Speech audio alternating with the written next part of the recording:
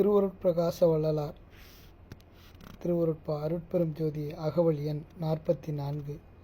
சுத்த சித்தாந்த சுகப்பெருவெளி என்னும் அத்தனி சிற்சபை அருட்பெரும் ஜோதி நாதாந்த திருவீதி நடந்து கடப்பேனோ என்று தொடங்கும் பாடலில் வேதாந்த சித்தாந்த சமரசமும் வருமோ என்று பாடுவதிலிருந்து வேதாந்தமும் சித்தாந்தமும் மாறுபட்ட கருத்துக்களையுடையது என்பது புரிகிறது.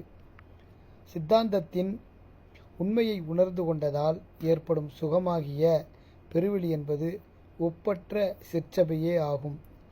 அச்சிற்சபையில் விளங்கும் அருட்பெரும் ஜோதி ஜீவனானது இறைவனுடன் இரண்டரக் கலக்க முடியும் என்று வேதாந்தம் கூறினால் முடியவே முடியாது என்ற நிலை அனுபவம் ஜீவனுக்கு ஏற்பட்டாலும் இறைவன் வேறுதான் ஜீவன் வேறுதான் என்று இரண்டும் கலக்கவே கலக்காது என்று சித்தாந்தம் கூறும்.